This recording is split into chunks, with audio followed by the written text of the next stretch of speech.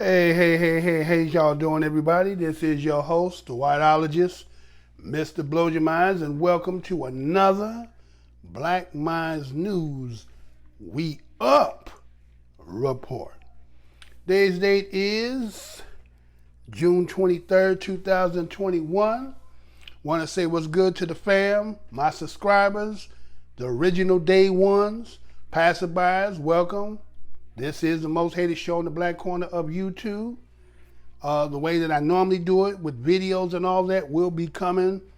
This is to get my feet wet, get me back into the game for those who know how I've been out. But again, I will talk about how things have gotten me up out of this game. But I want to thank each and every one of you for clicking on the video. Don't forget to like, share, subscribe, comment, all that good stuff.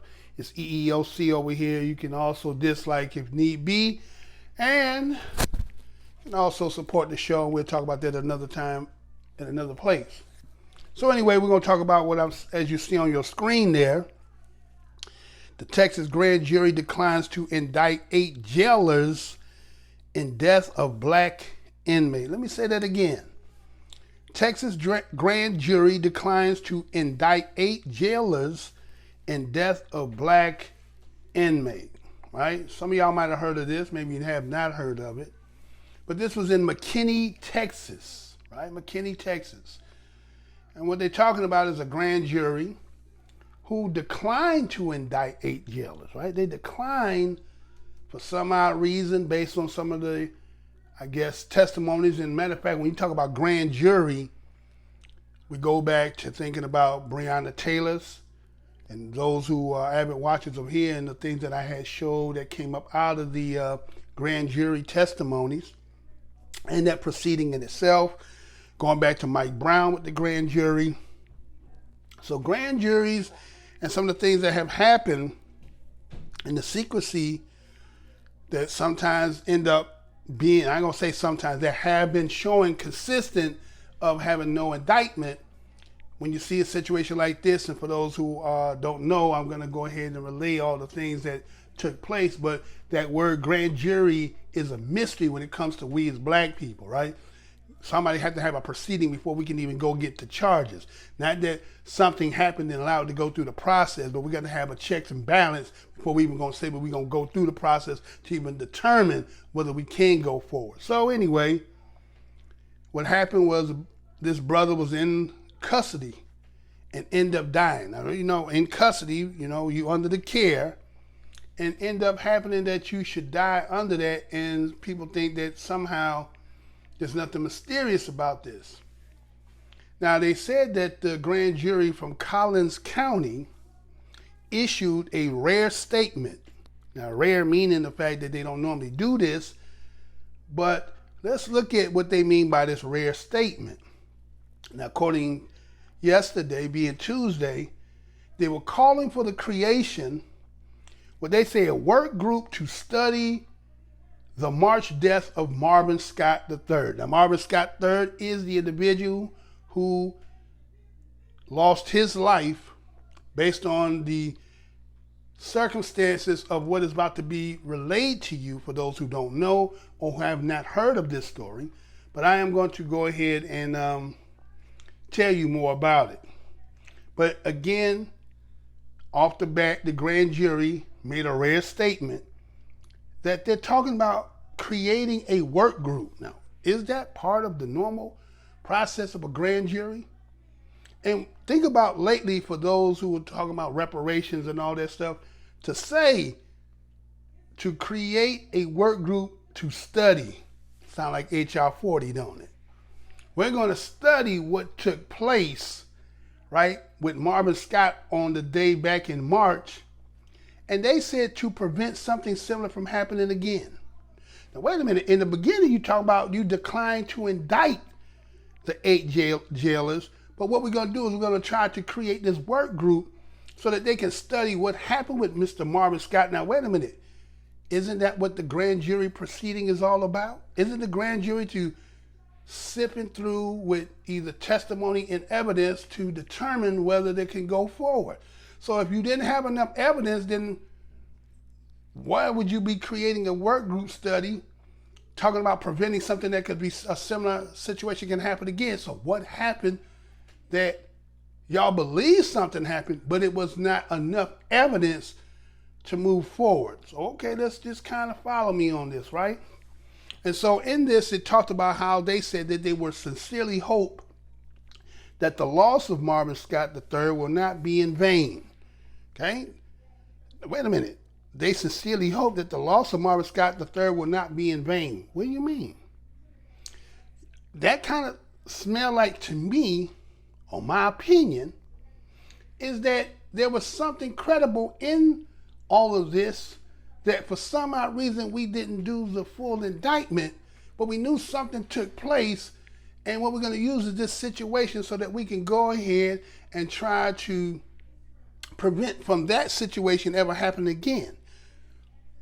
Is that how that's supposed to work? Did you see a crime? Or, according to whatever the rules and regulations, as I get into deeper into this article about, did those things present itself and this was the happy medium, and what did they use to determine to call it, charge it to the game? So according, they are recommending that this work group, they say convene as soon as practicable, not practice, but practicable, to study the events that happened back in March 14th. And for those lessons learned. Now, wait a minute. Those lessons learned? Now, who learned the lesson here? Is it Marvin Scott learned the lesson that whatever, as the story goes on to talk about, that what happened to him is a lesson for all those who will get in that situation? Or is this lesson for those 8 jailers that this time we're going to let you slide, but the next ones that do this, we're going to have these already set up in place so that if this happened again, this time you will be indicted. Okay, you take it how you want to take it, right? And so again, they said this is for future tragedies. Now, wait a minute. Is this a tragedy in itself? Or is it the fact that you can't determine whether it was criminal? Well, those listening here, you be the judge of that. You tell me what you think. So anyway, so they said that this grand jury found no probable cause. You know how that is, fellas. Especially us as black men, right? Probable cause. You're driving in your vehicle, ain't broke no traffic laws, your license good, right? City sticker good, you ain't got no tinted windows, you got your seatbelt on, you ain't on no phone, lights still come on. Well, you get pulled over, police officer pull you over, you ask what I do wrong, he said probable cause. Right? Probable cause. And that could be sufficient enough to warrant this traffic stop that turns into a traffic stop that turns into something else, and then voila, we find that you got a warrant, right? So, okay, probable cause, all right? So anyway, so they found no probable cause by this grand jury, and they said there was no crime in connections that they could charge the 8 jailers. 8 mugs on one, and everybody was in the protocols of what it is to apprehend, subdue, and arrest one individual. You know how it is. We go back to thinking about the Mike Brown situation. Remember when the dude was like shooting Mike Brown with a gun? And he said in his report that Mike Brown got angry and was bulking up. Now, wait a minute. You shooting a gun with bullets.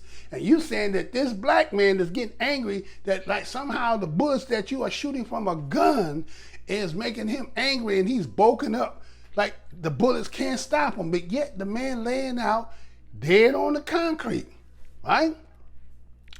So obviously black men are some super, heroes with magical, mythical powers that it take 8 men to 1. Last time, if those who've been around remember, they used to be King Kong. You know the name of King Kong, strong as 10,000 men. I think it was 10,000 men or 10 men, right? One of the two, right? So that makes you equate to the fact that you like King Kong, 10,000 or 10 men to 1. take 8 to 1. So this must have to be extremely strong, right? Or everybody else is either extremely weak. But we know when dead men can't speak and then you are left to try to defend yourself, it's a unilateral report. Everybody, the 8, get to write what they say. The one who was enduring this, dead man can't speak, right? So we understand that, right? So anyway, so they saying that this practicability to study this as an event to avoid any further tragedies, right? And so again, they said no probable cause in the crime in the connection with the 8 jailers, but somehow Scott's death was ruled a homicide in April. Let me say that again. Here was the grand jury could find no probable cause, but we know that 8 jailers are in an investigation or before a grand jury trying to connect them to the crime of the death of Mr. Scott. And according to the coroner's report, they ruled a homicide. And the thing is, what they found, as the medical examiners found in this report or this autopsy, is that Mr. Scott died of fatal acute stress response. So let me say that again. Mr. Scott, according to the autopsies on the medical examiner, that he died of fatal acute stress response, right? Right? Now that's not funny, and that's not me laughing at that.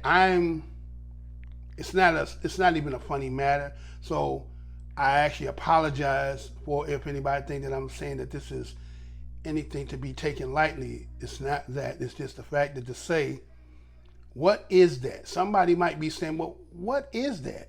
I mean, what did you say, Mr. Blowsurmind? What is that? What does that even mean, right?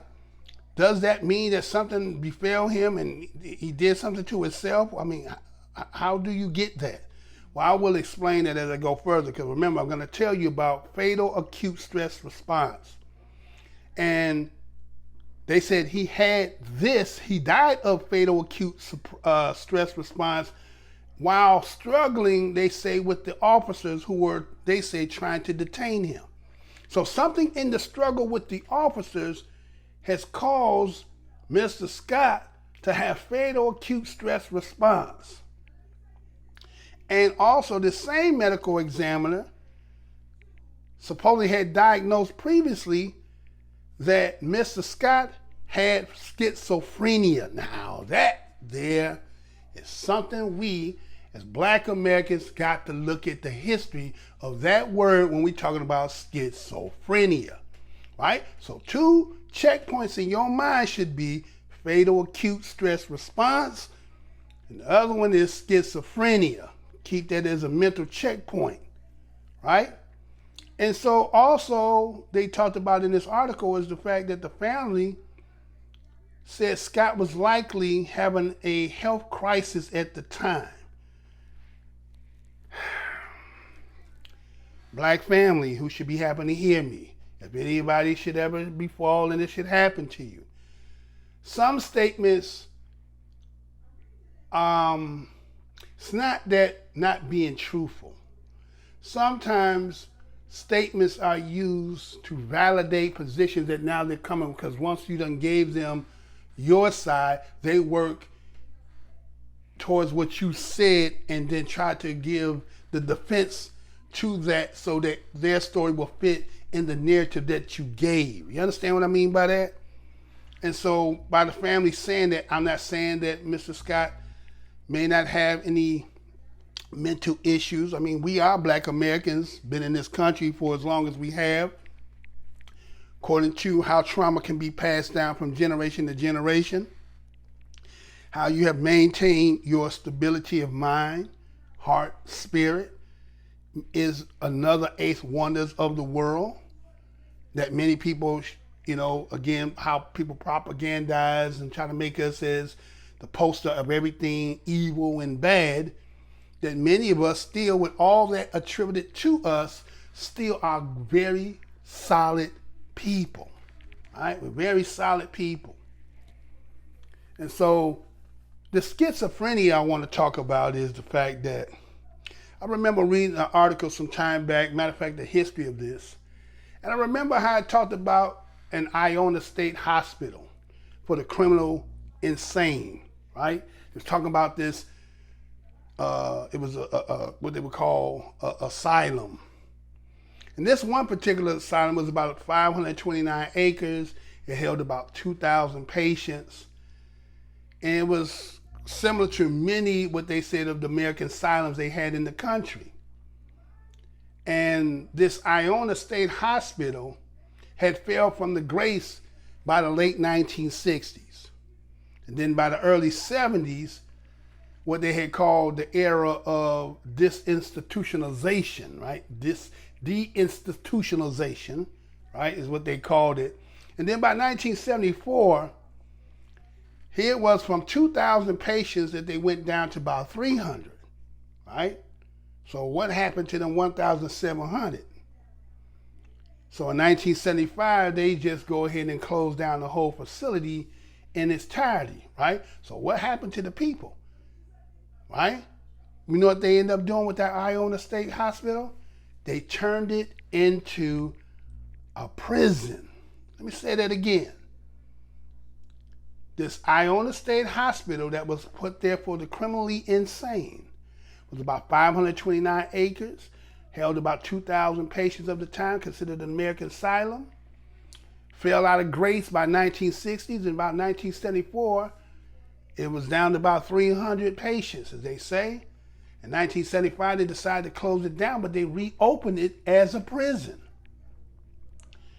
And so the question becomes, what happened to those patients? Why did they make this change? And why did a hospital become a prison? Now, what I end up discovering and looking at, that the things that took place when you talk about this particular Iona State Hospital, is how, when we look at the history of that word schizophrenia and how it became racial and gender specific, primarily as male. It was, and as I'm going to tell you more, as that way that they shift the person that was diagnosed with schizophrenia during the 60s. The doctors viewed schizophrenia as an illness that afflicted, what they said at this time, now this is before when they changed it. They had said that it was for nonviolent white petty criminals. Let me say that again. Before the 60s, when we talk about this one particular up in Detroit, this Iona Hospital, the doctors used to view schizophrenia as an illness that afflicted nonviolent white petty criminals. And so, including the hospital had considered the population of women from the rural areas of Michigan. And so a lot of the charts used to emphasize the negative impact of schizophrenia, schizogenetic, I think it's schizophrenic styles. And what they said is women's ability to perform their duties as mothers, this is what they classified it. Schizophrenia was based on women's ability to perform their duties as mothers and wives. Now, they would say that these patients were not threatening. The patient was able to take care of her family as she should. The patient is not well adjusted and can't do her housework. Confused and talk loudly and embarrass her husband. Let me say this again for those who didn't get that. Schizophrenia prior to 1960 was basically a white woman's diagnosis. A white woman who would not go clean, take care of the house, talk loud and crazy to her husband. They would demon and diagnose her with schizophrenia. Okay? Ain't that something? They would do that. So now by the time you get to the mid-60s, schizophrenia was a diagnosis disproportionately applied to a growing population of Black American men that were coming from the urban areas of Detroit, who they were diagnosing them. In part, they said it was because of the symptoms that they had. But the other part to it was connection to the fact that these Black men were men who were activists, those who were part of the civil rights movement. Let me say that again. Did you know that by the mid-60s, schizophrenia was a diagnosis that was disproportionately applied to Black American men from urban Detroit, who they diagnosed in part with some of the symptoms that they called as schizophrenia. But remember, I told you prior to 1960, it was about a white woman who don't do her housewife, can't take care of her kids, and talking loud to her husband, right? And so, but the extra part that was tied into the schizophrenia was connection to the fact that these black men were activists and people were part of civil rights movement. Ain't that something? And so many of these men that they sent up into the Iona hospital / prison after conviction for crimes that range from like maybe armed robbery, participation in civil rights protests, to what they would say property destruction. So you know, property destruction, civil rights protests, we're talking about the 60s, right? You know how they talk about here, they talk about the roaring 30s, right? They talk about how white people in the roaring 30s and all that stuff. What about the roaring 60s? And what, you know, we talk about Black Power movement and, you know, civil rights marches and the protests. And so here it was, looking at we are today. Look at where we are today in 2021. Look at what they call woke culture. You see them trying to block with CRT. You see people talking about reparations again. So we are kind of in the same kind of spirit. It has the scent of them roaring 60s to some people out here. You understand? This has that scent like that. And so as you've seen after the George Floyd and the protests that went around the country, the property being destroyed, but we know a lot of that was not our people, even though that they use the acronyms of BLM representing Black Lives Matter, but that's the organization and the people are separate from the organization. But when they wanted to use the poster of the people who were doing the destruction, until a lot of our young ones heard and heed the call of the elders telling them to get themselves up out them streets. And when you start seeing on TV, who did we see? So then it was hard for them to keep demonizing us because we all seen who was really out there. So like it was as we seen recently, going back into the 60s, them people that we've seen like today, how they was taking them and arresting them and bringing them into jail, a lot of them would have been going into these asylums. These insane criminal asylums, right? And so what they did back in 60s, what they would say, and they would chart them and said they had stress, and they said they had hallucinations and delusions, delusions and hallucinations, stressed. This is how they was classifying them in them charts.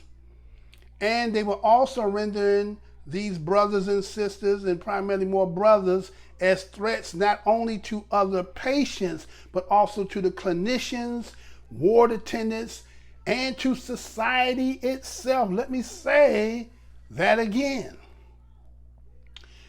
Going back into the late 60s, when they was, you know, demonizing brothers who they would end up arresting and charging them with armed robbery, participation in the civil rights movements, property destruction, they would end up saying that, you know, and charting these, the reason why they did it is because of hallucination and delusions.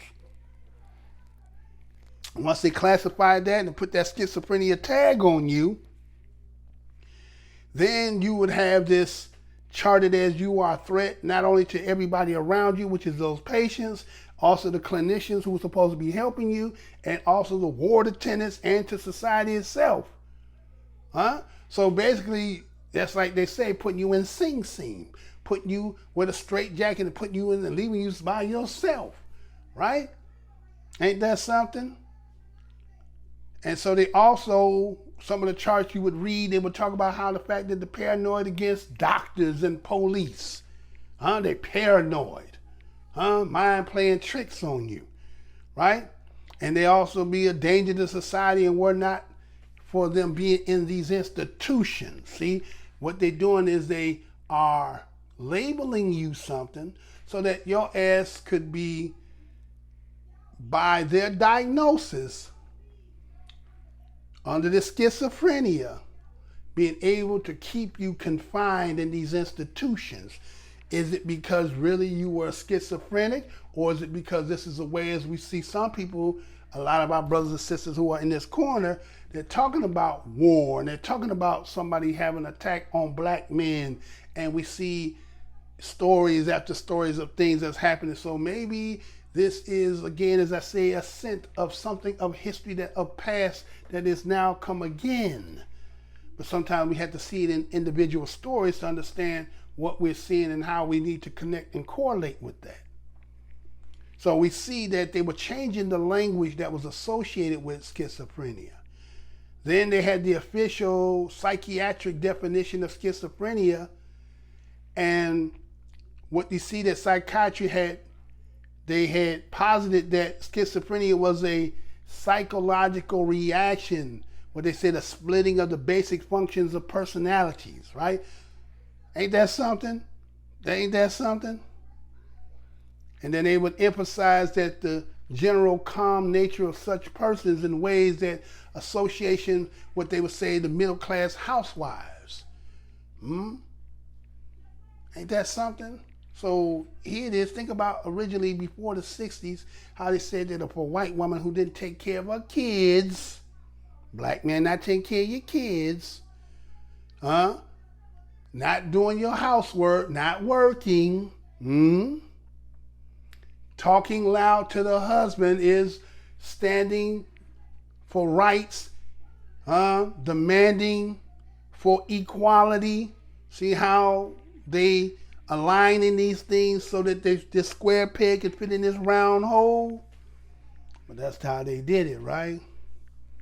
That's how they was doing it. And so this change in the schizophrenia by 1968, now this is during the time when you talk about the political climate, when there was profound protests, social unrest. So you probably ever heard of this book called the Diagnostic and Statistic Manual, right? The DSM is what they call, right? So this DSM was the second edition that came out around this particular time. And so what they did is they recast the paranoid subtype of schizophrenia as a disorder of masculine. Let me say that again. This change in the way that they're going to use schizophrenia going back to the 60s, primarily by 1968, during this heighten of this political climate with the profound protests and social unrest, we see that the psychiatry had published its second edition, what they call the DSM, which is the Diagnostic and Statistical Manual, and how it recast the paranoid subtype of schizophrenia as a disorder of masculine belligerence. Masculine belligerence. Isn't that what they're saying today, talking about this toxic masculinity? So here it is in the 60s, some of our brothers and sisters of our families and relatives of doing what they were doing at that particular time, making the stance. You see what they said about how you can't be around nobody, danger to police and everybody around you, label you schizophrenic, and in this disorder, it's talking about masculine belligerence. You being manly standing is belligerence. Ain't that something? Talking about how this patient or whoever they would classify as a schizophrenic, this patient's attitude is frequently hostile and aggressive. That's what the DSM-2 has claimed, that the attitude is frequently hostile and aggressive. Huh? Ain't that how they always look at black men? Oh, the angry black man, the angry black man. Who was that? I got a right to be angry, right? I forgot who that was, but you know. So ain't that something? The masculine, you are a masculine, belligerent individual who's always hostile and aggressive. And so because you have this, you have a disorder. Matter of fact, you know that they used to also say that those of us who are cut of the Black American lineage, you know they used to be like those who were trying to run up off the plantation, trying to cut themselves free, that they had diagnosed them at that particular time with the word called drapetomania. Drapetomania was diagnosed for anybody who they felt like something was wrong with you because you did not want me to keep you in the position as a slave and submitted to all my whims, needs, and desires, right? So it's funny how somebody can use something that everybody would think that it has its best interest, but it can have a best interest from the other side that's looking at it like, okay, we're going to use this to be able to, you know, put a tap on some of this here by diagnosing, right? And so this particular term, such as hostility and aggression, they use this to justify schizophrenia diagnosis in black men during the 60s and the 70s. Well, MrBlowsurmind, why are you talking about schizophrenia when we thought we were talking about that brother that was with the 8 jailers and the inmate that ended up being, that got killed, the Marvin Scott? Well, didn't they not say that Mr. Scott, that the medical examiner came to say fatal acute stress response, right? I'm going to talk about that. The reason why I'm giving the schizophrenia because I want to see that, you know, these diagnoses and putting these labels on them has a history tied, as we have always been here, and always, again, a lot of our people don't like history.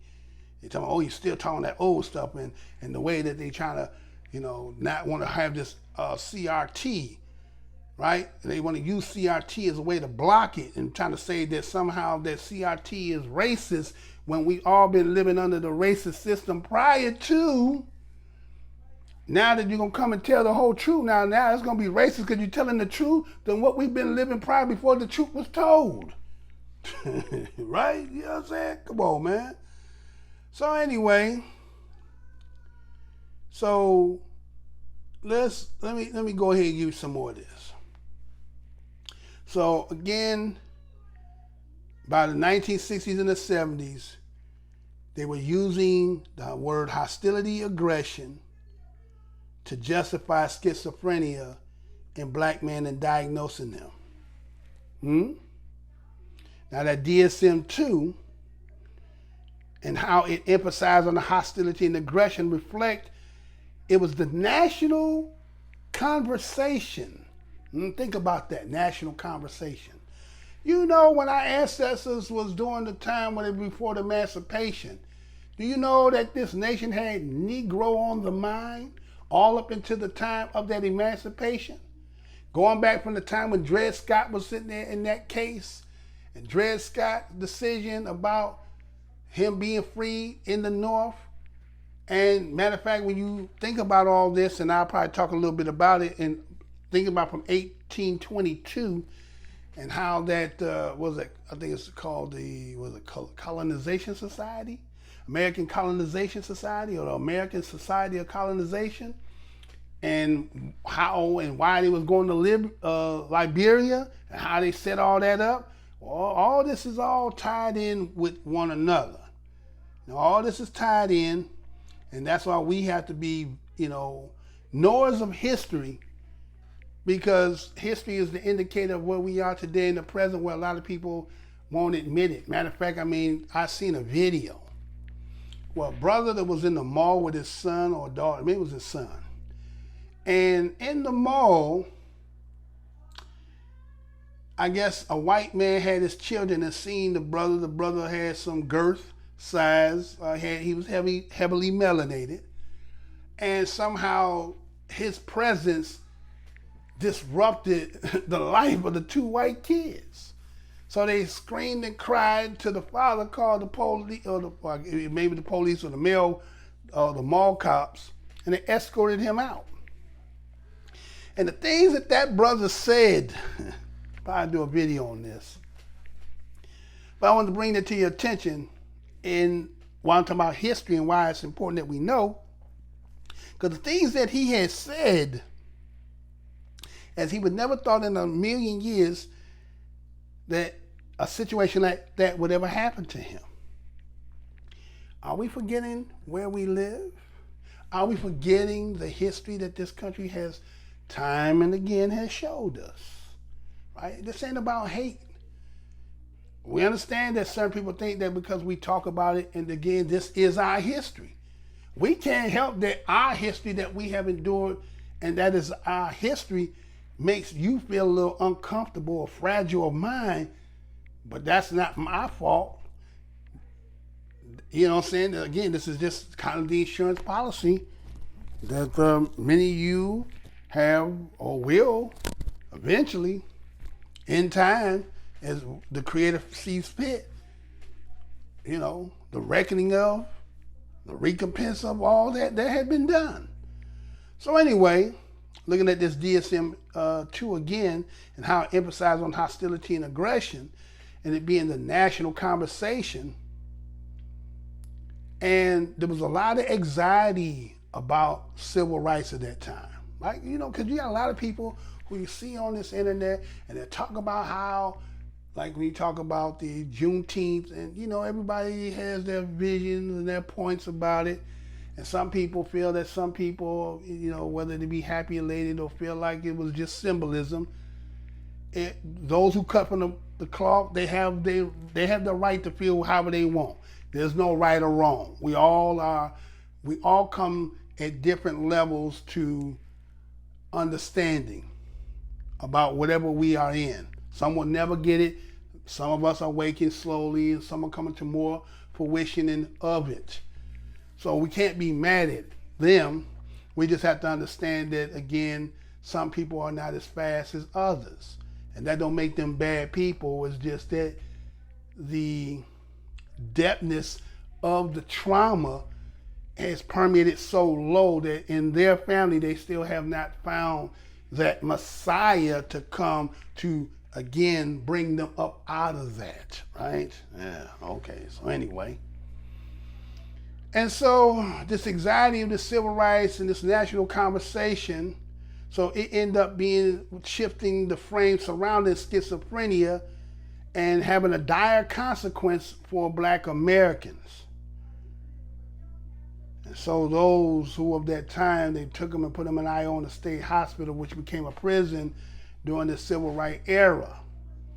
And you can go and see a lot of the articles of those who were writing journals of that time, and how that language that they cast schizophrenia as a disorder of racialized aggression. See, it's kind of like what they're doing now by saying CRT and wokeness, that people want to be woke and people want to have the truth. They're racializing it as an aggression, that this wokeness is aggression, racial aggression, that you're hating us. How could that be hate when all we're saying is it's time to know the entirety of the truth? If the truth is going to reveal itself for what it is, then why that who don't want to hear, then what is it that you don't want to be known, is the question, right? Well, that's the question. And so literature that emerged in the 60s, it kept having a persistent race-based overdiagnosis of schizophrenia in black Americans. So they kept writing it, just like we keep talking about this toxic masculinity. Now we're talking about this wokeness and how all this, right, and this CRT. These is just a reoccurring, right? It's a reoccurring event coming back once again, right? And so you will see things like the National Institute of Mental Health Studies. They was writing and talking about how blacks have a 65% higher rate of schizophrenia than whites, of course, because schizophrenia is to be diagnosed in black people who have what they say aggression, right? Belligerence, right? Angry black men, right? So we have to label them that something's wrong with them, and we use science by our writing to label them. And so by 73, there's a whole series of studies that were coming out. Archives of the General Psychiatry discovered that they say that African American patients were significantly more likely than white patients to receive diagnosis of schizophrenia. Of course, we always, when they talk about anything statistically, in the negative part, it's always going to have, ours, right? It's always going to be we. Excuse me. So anyway,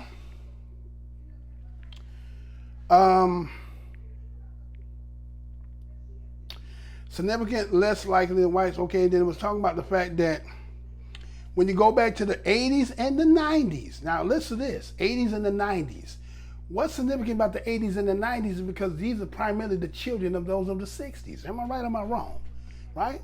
So if your parents are, let's say, boomers, and they a certain age between 50 and 60, and then 20s, let's say they're in their either early 20s and going into their 30s by the 50s and the 60s, then that means those children who are coming out of them 80s and 90s are the children of those 60s. So you were seeing that they was having a host of articles by leading psychiatrics and medical journals, and doctors were diagnosed that the paranoid subtype of schizophrenia in African American men were 5 times to 7 times more than white men. So we had this, and again, this history going back is talking about how you was just, angry and hostile and aggressive and belligerent. All these things that says that you're angry. And they even said that even when you looked at this and going at this time, we had it more than those of ethnic minority groups. So we are the most angriest people in the United States. The black man is the most angriest, volatile, you name it, of all men in this nation. Has anything to do with his history? Nothing to do with none of that, huh? Nothing to do with that. And so the association between insanity and civil rights movement played out extensively in the American popular culture.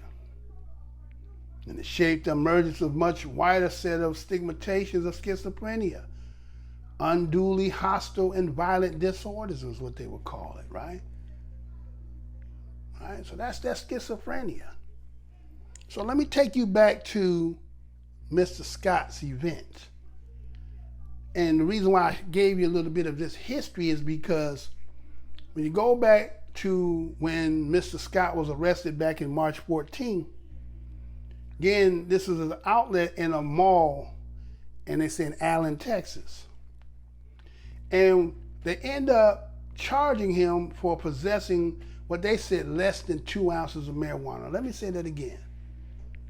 Back in March 14, the outlet of a mall in Allen, Texas, they said they caught Mr. Scott possessing, they said, less than 2 ounces of marijuana. Somehow the officers took him to the hospital. They said, according to their reports, that he was acting erratically. Okay? What does acting erratically means, right? And so, according what they stated is the fact that they released, and the police took him to the county jail. So the hospital released him, obviously found nothing wrong, And they released him, and they took him and put him in the county jail. And supposedly when they get to the county jail, they placed him in a restraint bed.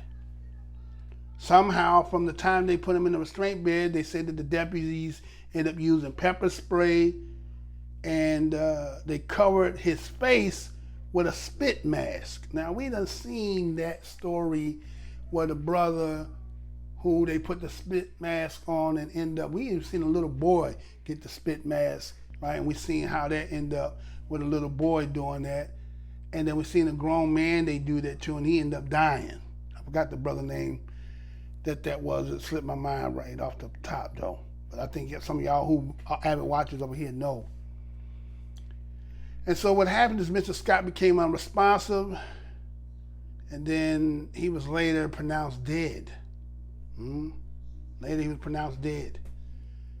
And you know, Lee Merritt is the one that is representing his family. And he went on Twitter and he talked about how there was sufficient evidence for the indictment, and that the family is hopeful for a federal grand jury to review the case. And so he also said the failure of the prosecutors to secure indictment in this matter reflects a trend in Texas of undervaluing the lives of African Americans suffering mental health crisis. See? Mental health crisis. I'm not saying that whether Mr. Scott did not have it, but we have to also look at the fact that they've always used mental health trying to demonize somebody that may not even have been that, just because you being a masculine black man, right? You're hostile to somebody being racial towards you. Gives them the right, and then afterwards to stamp, approve, and deem you to be something that may not have been true at the time, right? Like I said, we talk about these grand juries, and we see no process and how that took place. It never seemed to match up. The only one was the Breonna Taylor situation, but guess what? We haven't heard much anything else from that, right? So remember they had said acute stress disorder, right? That acute stress reaction. What is basically they saying is a psychological shock, a mental shock, or simply just shock itself. They call it a psychological response to terrifying, traumatic, or surprising experience. So if 8 men are jumping you, right?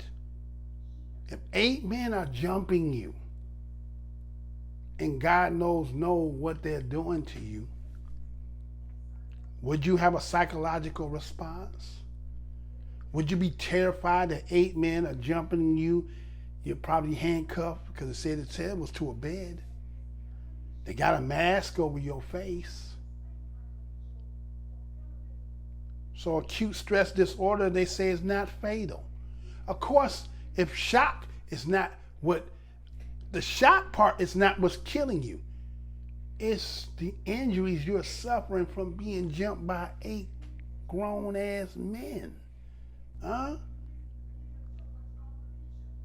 And so they say it could delay stress reactions, what they call PTSD. Now here it is, you can say, if this is not correctly addressed, that you can get PTSD. Well, you already, as a black person, based on our history in itself, many of our people probably got PTSD and have been for generations on, let's say, either diagnosed or self-medicating through people using marijuana and other ways to cope.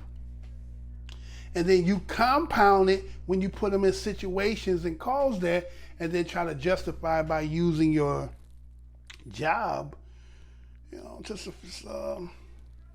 end up, a man dies under suspicions that 8 people jump in one, and the grand jury is gonna say charge it to the damn game. Huh? They also said this, this acute stress disorder is also kind of like a fight or flight response. So think about 8 people jumping you.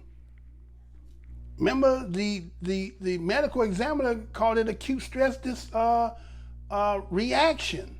And I told you what this acute stress reaction is. A psychological response to somebody who's terrified, who's going through a traumatic ordeal, surprise experience, right? Isn't that what would probably happen to anybody if 8 people just jumped them out of no damn where? But see, when they use the term, it's not clicking because we don't know all the ends to the term being used. And so we as Black News, this is our job to bring and facilitate a better understanding of these situations so that what happens, we are aware. Now, we are woke to the situation. It's not going to bring back Mr. Scott, but we have to be aware for if it should befall any of us and our family members. We've heard this before. So when they talk about this fight or flight response, they said it's caused by the release of excessive adrenaline. So 8 people jumping you. You're already on a bed and probably handcuffed. Only the Creator knows what took place between what was happening.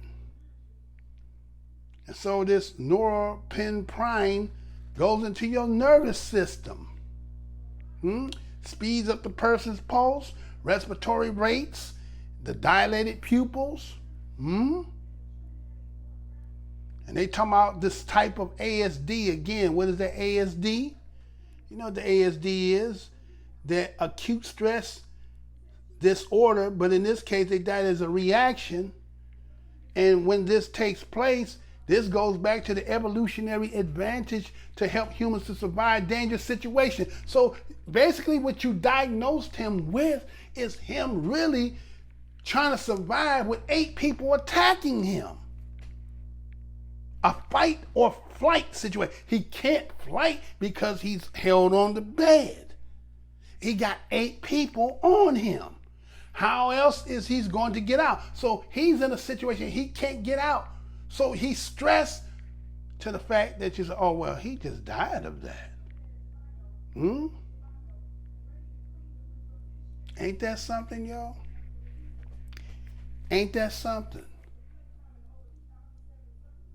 So you tell me in these comments, you tell me, you understand, your thoughts on this subject. Do you believe that brother that was just arrested for marijuana, less than 2 ounces, when then they're making everything almost legal, and to just say that he had a mental episode that end up him, Marvin Scott III, lose his life? And when they diagnosed him from the medical examiner to say fatal acute stress response, fatal. How did he get fatal? When it says that acute stress response is not lethal. Normally don't die. But he died and you said 8 people were on him. And it had no contributing factors. It's just like with the George Floyd situation. Yeah, a lot of people sit out here and said that even though what we saw and the man's on by somebody's neck, handcuffed on his throat, that the fentanyl is what killed him, not the man on his damn neck. It's crazy, right? So anyway, this is the most hated show on the black corner of the YouTube. I'm your host again, MrBlowsurmind. Again, don't forget to subscribe, share, like or dislike. If anybody want to send any monetary towards this channel, trying to help us get out again. We're going on 9-10 years, y'all. I know, look at them views. No, there's a reason for that. And if you still haven't figured that out, then that's on you. But you can always go to the Cash App at We Up Report. That's capital W, capital U, capital R on We Up Report, $ We Up Report. If you want to send anything, we would deeply appreciate it. And so until I get going daily, then I'll think at the end of the week I'll do a live show. So just stay tuned for that, and we'll just keep doing it this way until I get myself back fully into it. But I want to try to keep my promise of saying keep coming out here. So again, I want to thank you for coming by and clicking. Until my next show, y'all. Until the next show.